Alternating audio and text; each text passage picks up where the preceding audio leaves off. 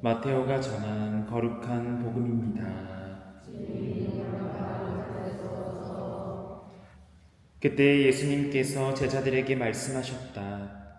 나에게 주님, 주님 한다고 모두 하늘나라에 들어가는 것이 아니다. 하늘에 계신 내 아버지의 뜻을 실행하는 이라야 들어간다. 그러므로 나의 이 말을 듣고 실행하는 이는 모두 자기 집을 반석 위에 지은 슬기로운 사람과 같을 것이다. 비가 내려 강물이 밀려오고 바람이 불어 그 집에 들이쳤지만 무너지지 않았다. 반석 위에 세워졌기 때문이다. 그러나 나의 이 말을 듣고 실행하지 않는 자는 모두 자기 집을 모래 위에 지은 어리석은 사람과 같다. 비가 내려 강물이 밀려오고 바람이 불어 그 집에 휘몰아치자 무너져 버렸다. 완전히 무너지고 말았다. 주님의 말씀입니다.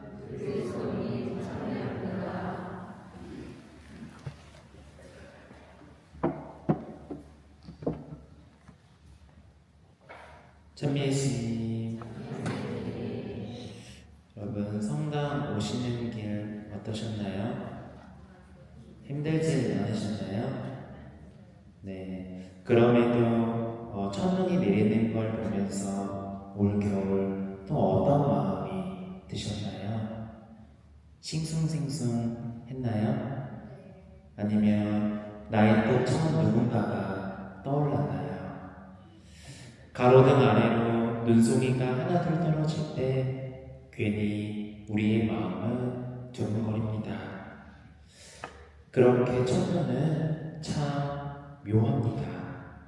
분명 그냥 눈일 뿐인데 갑자기 마음 한구석이 설레어지고 어디선가 오래된 기억이 떠오르고 조용히 잊고 지냈던 누군가가 불쑥 생각나기도 합니다. 어쨌든 그 첫눈은 우리 마음 그 깊은 곳을 툭 건드리는 힘이 있는 것 같습니다. 한 해 동안 쌓아두었던 감정들, 말하지 못했던 생각들, 흔들렸던 그 마음까지도 조용히 가만히 꺼내놓게 만듭니다. 그런데 이 첫눈을 보면서 오늘 문득 이런 생각이 들더라고요. 눈은 이렇게 예쁘게 내려도 내가 딛고 있는 그 자리가 단단하지 않으면 금세 미끄러져 버릴 수 있다는 것입니다. 오늘 복음에서 말씀하신 예수님께서 그 반석 위의 집과 모래 위의 집이 바로 이 마음과 닮아 있다는 것을 느끼게 됩니다. 첫눈처럼 감정은 아름답지만 그 감정 아래에 있는 기초가 단단하지 않으면 우리는 금세 흔들릴 수 있습니다. 그래서 예수님께서는 오늘 우리에게 이러한 질문을 하십니다. 너는 지금 어디 위에 서 있느냐? 첫눈이 내리는 저녁, 우리 마음이 괜히 흔들리고 설레고 또 어떤 사람을 떠올리게 되는 이유는 아마도 마음 깊은 곳의 기초를 그 눈이 살짝 건드리기 때문일 겁니다. 그래서인지 오늘 예수님의 말씀이 더 와닿습니다. 나에게 주님, 주님 한다고 모두 하늘나라에 들어가는 것이 아니다. 예수님께서 말씀하신 핵심은 분명합니다. 바로 입술보다 기초, 감정보다 실행, 설렘보다 내가 서 있는 그 반석이 중요하다는 것. 그런데 우리는 그 첫눈처럼 순간 마음이 뜨거워질 때가 있습니다. 그래, 오늘부터는 제대로 살아야지.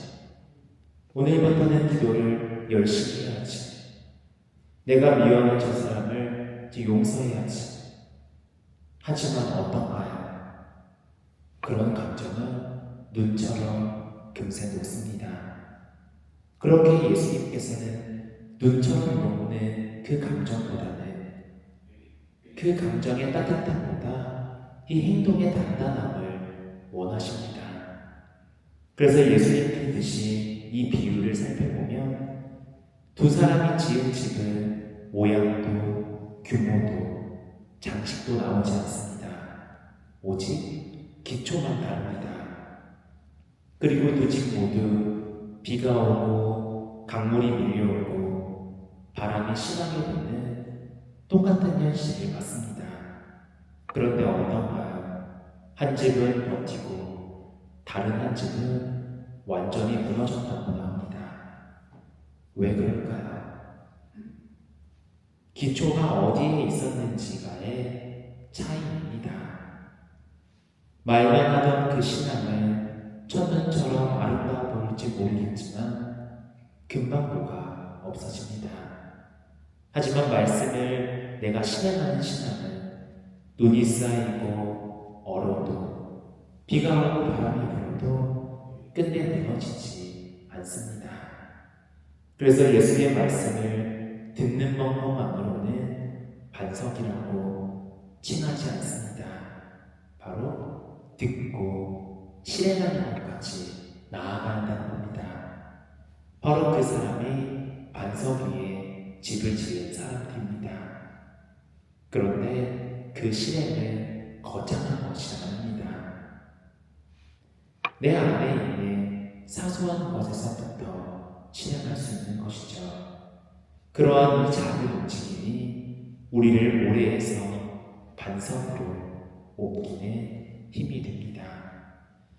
첫눈이 내리는 이 대림의 저녁, 감정은 예쁘지만 신앙의 힘은 감정에서 나오지 않는다는 것, 바로 우리가 실행할 때 그 힘이 생긴다는 것을 기억하셨으면 좋겠습니다.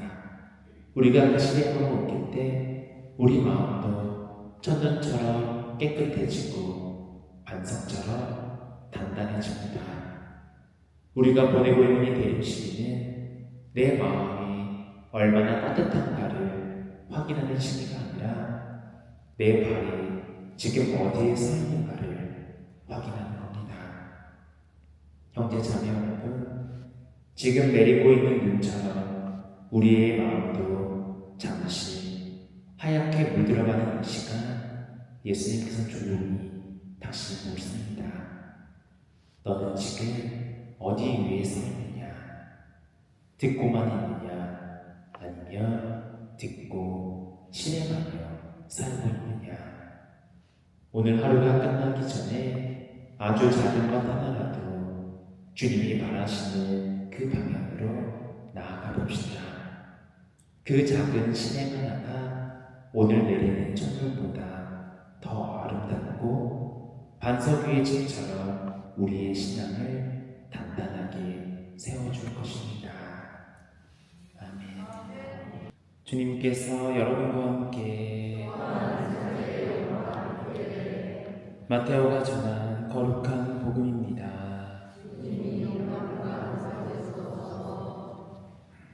그때 예수님께서 제자들과 함께 겟세마니라는 곳으로 가셨다.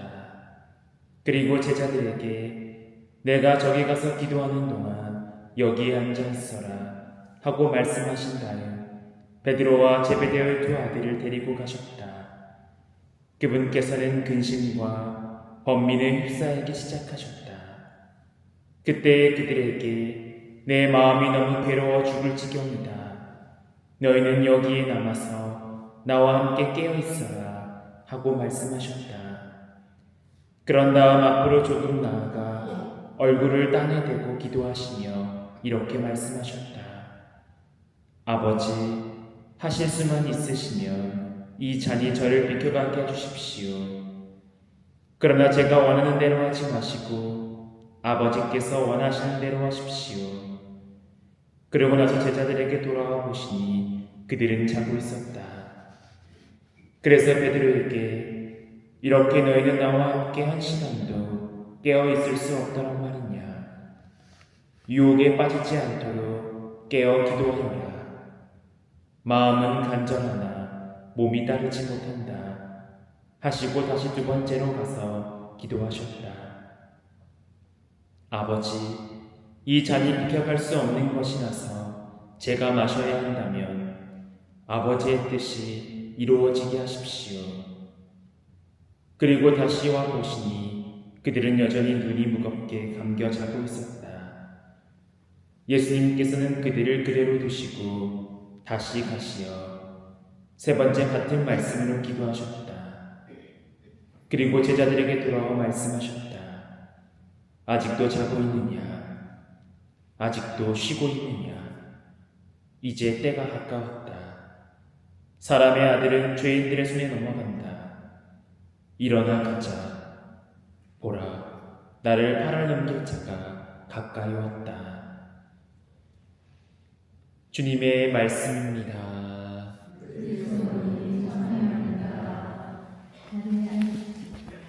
강론 때도 이야기했듯 지금 성당 밖에는 올겨울 첫눈이 조용히 내리고 있습니다. 첫눈이 내릴 때 우리는 이상하게 마음이 말랑해집니다.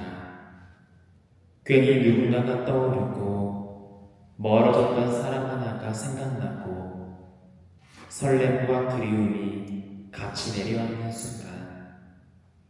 그런데 참 신기한 건 첫눈을 보는 마음은 고요한 기쁨이지만 그 고요 속에는 항상 어떤 쓸쓸함도 함께 있다는 것입니다.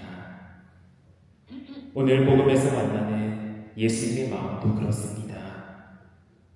겟세마니에 내린 그 밤 공기는 어쩌면 지금 우리 창밖의 첫눈처럼 조용하지만 차갑고 고요하지만 아프고 그 고요 속에서 예수님의 마음이 더욱 선명하게 드러납니다. 그렇게 예수의 뜻은 오늘 하느님조차 외면하신 것이 아닐까 싶을 만큼 외롭고 고통스러운 순간에 계십니다. 그런데 이 장면이 더 마음을 아프게 하는 이유는 예수님이 제자들에게 2번이나 요청하셨다는 겁니다. 나와 함께 깨어 있어라. 정말 1시간도 함께 할 수 없느냐? 예수님께서는 기적을 베푸시는 전능한 분이 아니라 지금 이 순간만큼은 누군가가 곁에 있어 주길 바라는 분입니다.